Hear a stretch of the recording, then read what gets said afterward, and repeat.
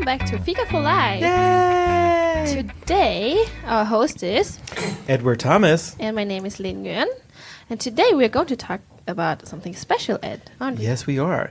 We have, again, our live studio audience. Hey, audience! You hear them in the background, all 50,000 of them. We're going to be talking about as we sort of reflect or introspect upon our lives as being young men. I'm an older man. So you used to be a young man. I used to be a young man. Talking to a couple of young men who are actually young men for real. Mm-hmm. So we have Joshua. Yes. Hey, Joshua! Welcome back. Yeah, hello. And we have Mikael What's from up? Sweden. Yeah. Yes. They're both Welcome. young men. So Yes, they are. Mikael is 19 and Joshua, you are 21. 21. So they are really young. They're very men. young. They're like babies. I mean, they They're have like- diapers on right now. No, they don't. Stop it. Don't make them feel uncomfortable. Man. Okay, sorry, What's don't feel wrong with you? uncomfortable. Oh. No, we're friends. I can take it. Exactly. You know, as the old men are, we look at these young men and say, like, oh my gosh, back in my day, we would have just slapped you silly. So, I don't know. I'm a young woman, so I don't know obviously how it feels to be a young man. But That's I have a brother who's a young man. So how do you guys feel to be a young man in this time and age? Like, do you feel that there's something, or have you ever thought like, oh man, it's so hard to be a young man nowadays, or it's so hard. If I were older, or if I were a woman, it would be easier. Ooh. I think it's difficult in Swedish culture that they don't talk to random people. Then all the people, they talk with random people more. So you mean people from other cultures talk more on Yeah, other culture, they talk more. If we depends with the Afghan culture, they talk a lot.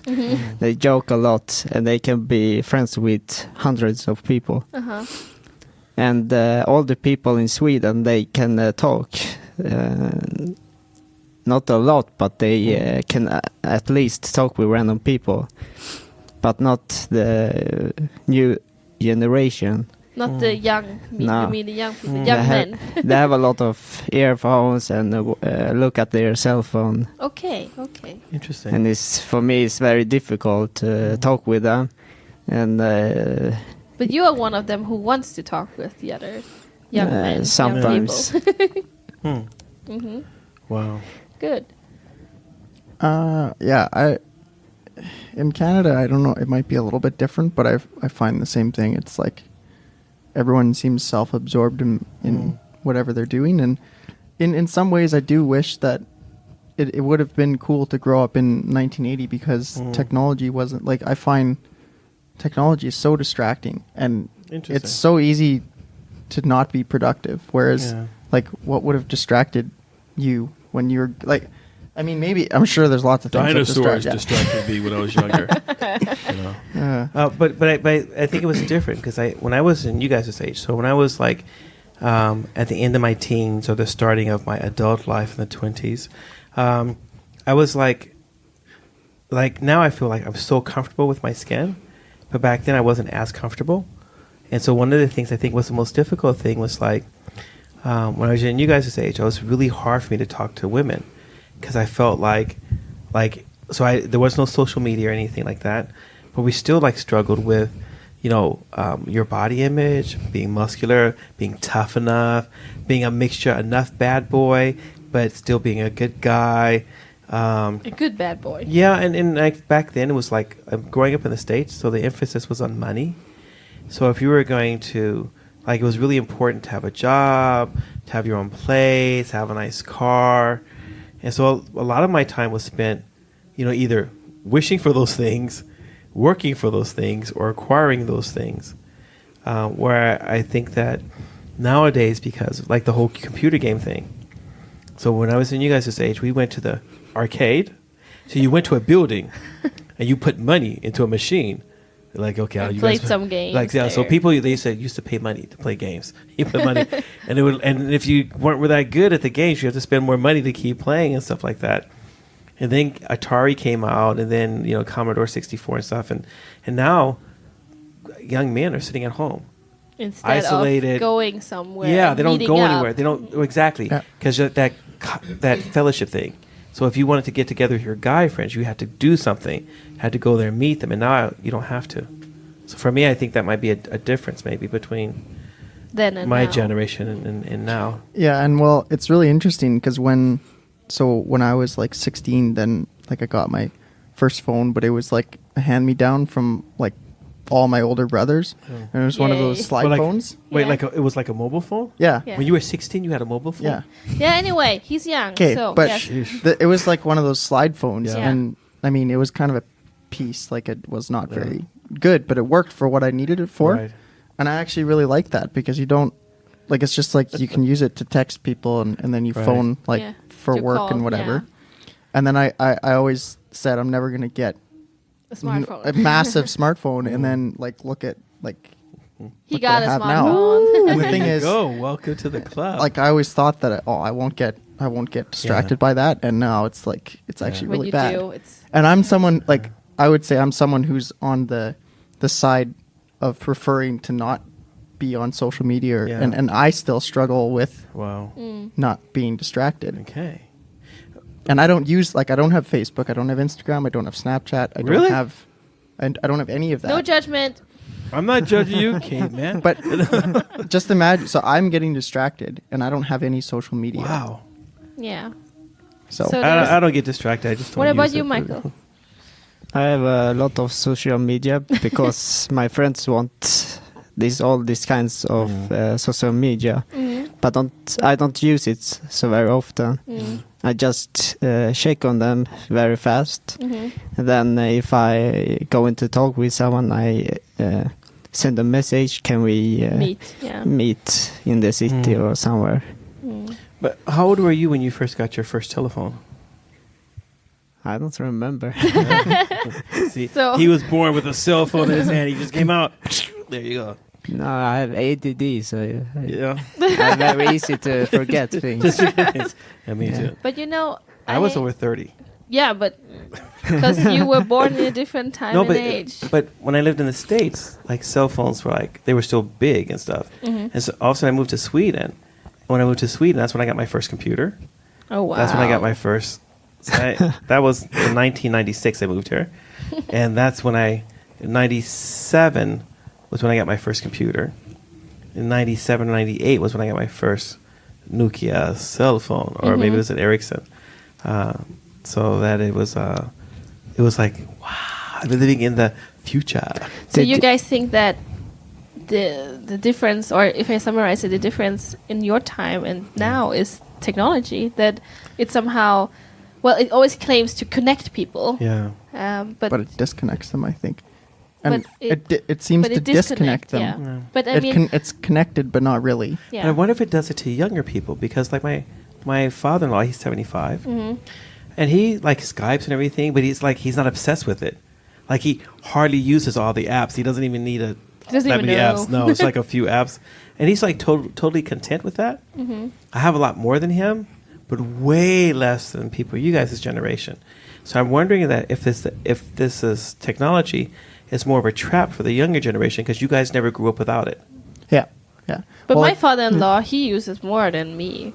He uses like Instagram, Facebook, Twitter, and all of the stuff. Wow. And I would Yeah. say my mom is actually better on the computer than I am, because she worked like in secretary stuff like in 1989 or whatever, and she Okay. had it like Yeah. she was working on a computer like at home, Yeah. and then like they could send wow. it like Like it was like email? high tech when she got it. Oh my gosh, And like they had Didn't know so that she's like a existed. faster typer. She knows Yeah. how to like if there's Do viruses and crap, Yeah. like she knows how to deal with that better than I do. But the thing is, I don't want to learn because I don't care. Okay, I wish I was a hacker, because when I was growing up in the 70s and 80s, hackers were cool. They're still cool though. Yeah, they are, but nowadays. now they do so many destructive things. I want to bring in something else also, because I have a little brother and he is he turns 21 this year, and he went out to university and he found a really good group in the sense of like a brotherhood almost, Yeah. like it's a student thingy, almost like a fraternity, and they're those guys they do obviously dumb stuff together, what young men do sometimes, do dumb stuff together. But they also have this kind of system where you have like an older brother, like they call them your Bierfather in German, like Biervater. So he is a guy. So that's a guy like kind of your mentor. So he looks out for you. And when my mom got like diagnosed with cancer, my brother was like obviously real devastated, and he talked to him and talked to his friends, and his Biervater, his mentor, he told him like, it's really admirable that you are so open with this and you can talk about it and all the issues that come up. And I was so proud of him because he's 20 and he can deal with it like an adult. So I don't know, what do you guys think? Do you guys feel that you have some kind of like guys around you that support you like that give you good advice, that I don't know, encourage you somehow?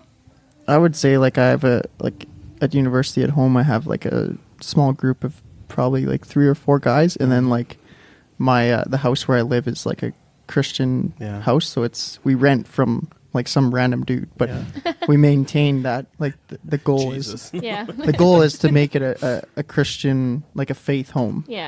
Doesn't matter if you're like Pentecostal or Christian or Muslim, or it's a faith home. And they want to sustain that, so I have like a really good group there. And I would say that they've been very supportive. Like I've had some issues at home that I've had to deal with at university, and they've been really good to just like rant. Like sometimes you just gotta rant. So they've been good ranting people, and they bring different perspective. One of them is originally from Africa, and he's in med schools. He's got a lot of like good life experience. The other one was raised Christian, but he's like he's very open, and he's perceptive. I don't know, but yes, I have good support groups, I would say. And it's interesting because I think the people that I hang out with are the people that are the same people that like they don't have any sort of social media. No social media. So the guys in your so I house. connect with the people that they're similar to you. What about you, Mikael? I have a friend that I used to call him. We used to talk with each other once a week, and then we can talk about everything, and he talk a lot. And I don't talk so much. And if I have any question about God, then I go to someone elder. I have a friend who is home group leader, and he used to ask me a lot of questions about God. How do you feel about this? And I can always talk about my dreams, my future dreams. I want God to use me for. And then, he helped me, and he understand me, and say a good stuff to me.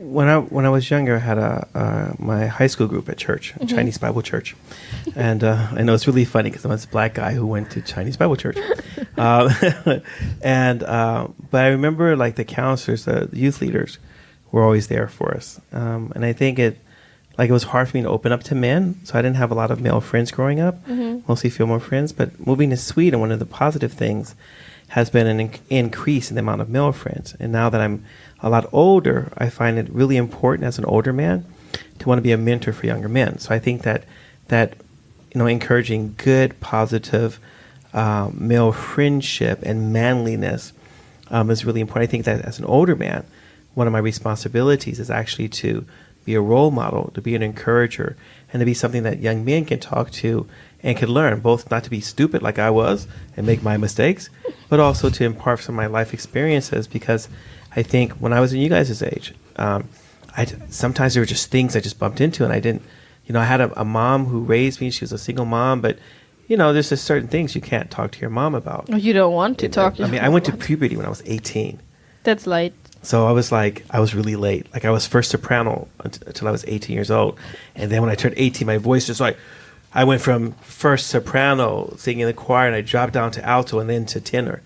And it was and no one believed me because I was so late. I had no hair on I didn't have hair on my face until I was over 35. Oh, wow. So just imagine. So we're doing pretty good then. Yeah, you guys are have long ahead of normal. me. But what happened was there were things like, so, puberty and the dreams and stuff like that.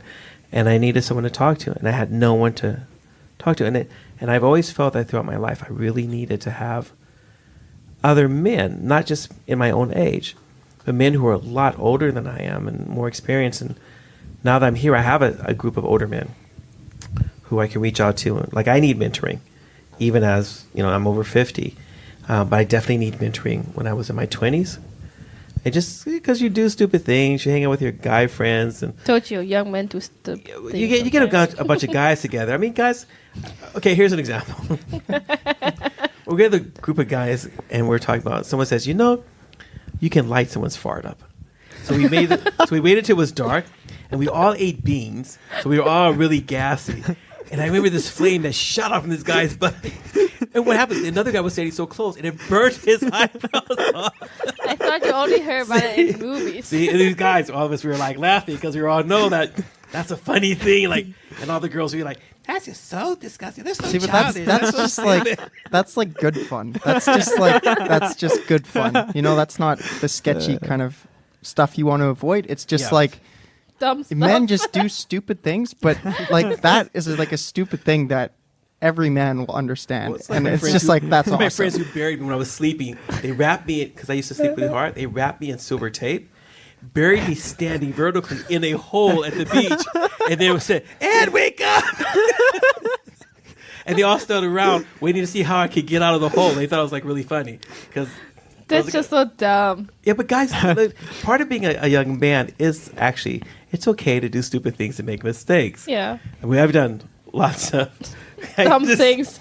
But some of that, I mean, you want to avoid the like you don't want to do things that are harmful. So sometimes Or the male criminal. fellowship could do things like when it's like oppressing women or catcalling, things like that. You want to avoid that. But and sometimes having an older man to say, "Listen, now you're being a jerk," because I think men can talk to men in a different way, and when a woman's talking to a man like that, it You sounds hear like your this. mom. You're just being a jerk. What's wrong with that? Are you stupid? You just hear like, "Oh my gosh, it's like mom times 10." Mom with my sister and my aunt. A little bit of grandmother thrown in there. It's just way too much. I can't take it in. But anyway, yeah, so I think that as an older man, that mentoring is like a really important thing. Like I would love to have a group of young men that I could mentor, do things with, share life experience and things like that. I would like Teach young men to. to cook. I used to be a chef. So I love teaching men how to cook. I should have known that before. Anyway, like it's interesting because I found I think my dad, like he's a really good dad, but he Yeah. was really bad at talking about important things. So I think when he was growing up, it's like taboo to talk about sexuality. Like Yeah, that's of and course. especially growing up in a Yeah. like a fairly conservative church, Yeah. it's like that's taboo. Yeah. That You don't talk about you that. don't talk about it, and I find that our generation is a lot more open about that, and I think that's definitely a good thing. But I think it's also more of a challenge with technology to stay pure as a man, Yeah. Well, and that's yeah, you guys have Yeah. a lot. I mean, and in that way, I would a lot say worse than we did. it's really difficult, and I would say even coming from Canada to Sweden has been harder for me because it's a lot like a lot more explicit. a lot more secular. Yeah. Even then like Yeah. and maybe it's because I like most of the people I know are Christian Yeah. and even in university, whereas Right. here it's you're exposed to a lot of More, of- yeah. a lot Yeah. more. So I would say that's Yeah. probably one of the most difficult things. Yeah. What do you say, Mikael? What do you think? The only thing I have in my mind right now is that my father used to take the whole family to Sarek, where we used to hike in the Swedish Weimar. And he used to make women, girls to be women's, boys to be men. And then because we had to take a responsibility to put off the tent, Right. put off the tent, put on everything you have to have in your bag, like 25 kilos. Well, For the And- guys. Yes, and then you walk 20 to 30 kilometers. And you walk Nice. up on the mountains and Yeah. you walk down. And sometimes it could be dangerous because they have a lot of holes in the mountains. And you have to look out. And you have your staff, so you check if it's a hole there. Wow. And then sometimes it's going bad, and then you just do about the thing what you have to do to survive. Yeah. So your dad was all about like hands-on teaching survival skills. Exactly, and you have to do your best, even if your feet are bleeding. Wow. He was Hardcore. tough. You He get was up there. tough. You climb that mountain, bloody feet or not. You get up there right now, sucker. Come on. When I was running 10 kilometers, then I didn't break my record, so I called my brother, and he said, you have to run until your feet are bleeding. If you can't Wow. run, They're then you, have really to, tough. It's hardcore. then you have to crumple until you made your goal. Wow. Like I find that interesting because one thing that I wanted to say too is I find that in the younger generation the desire to take responsibility and to be a leader and to work Right. hard. Like I find the work ethic in our generation, pardon my French, but it's crap. Yeah. It's just crap. Yeah. Um, crap.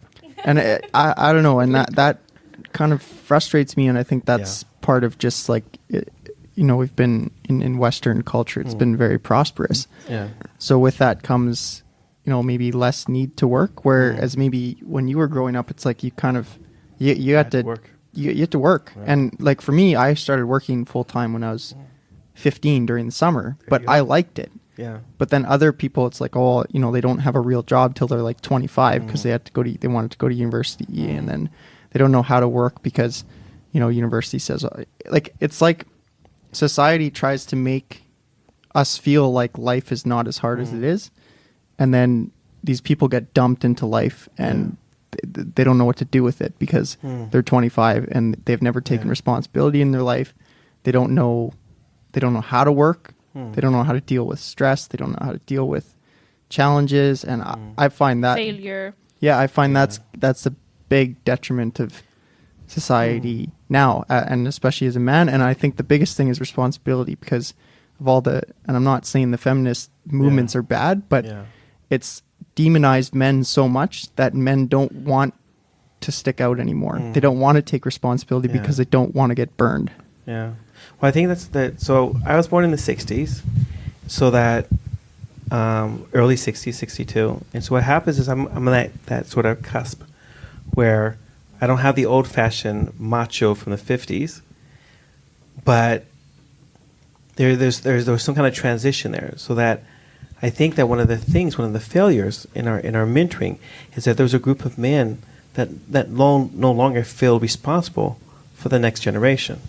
So there's a disconnect there, and in that disconnect, what happens is that we're not role models, we're not connected, and what happens is it sort of left these men with this sort of vacuum, because who's going to meet the younger generation and be a role model? How do we become a modern man? So now we're talking about reflecting, and our time is almost going. So it sounds like we should have another podcast and talk about being a modern man, because one of the things about us as modern men is that we, not necessarily you guys, but people in my generation, people who are in their late 40s and 50s and 60s, actually need to make friendships with you guys. We need to talk to you guys about the failures, some of the things we regret about life. We need to start building that bridge where all of a sudden something different happens. There's a way to be a man. You can be protective and strong without being a jerk. You can use your strength for something good, not for something harmful. But as I grew up, I knew that men learn by modeling. And so for us, we don't have that connection, as most men in manly groups don't go around and say, oh, you're feeling bad, let me give you a hug, let me come up and... That's kind of really not the way it really works.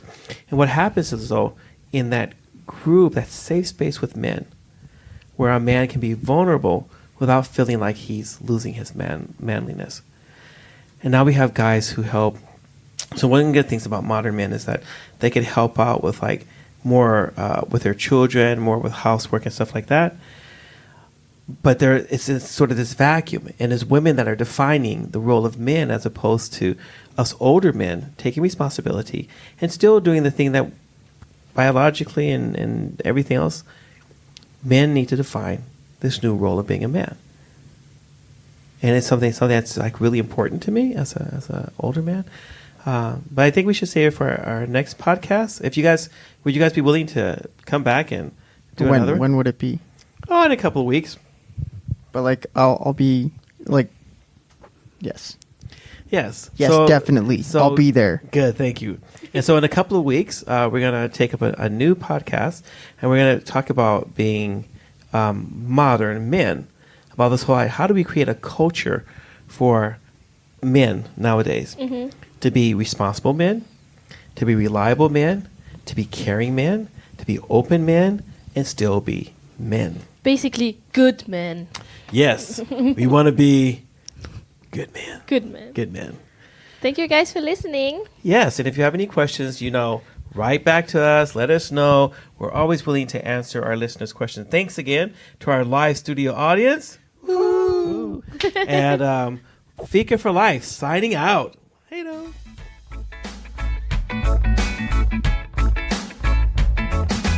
Thank you for listening. If you have any comments or ideas, please send us a message to fikaforlife@mail.com.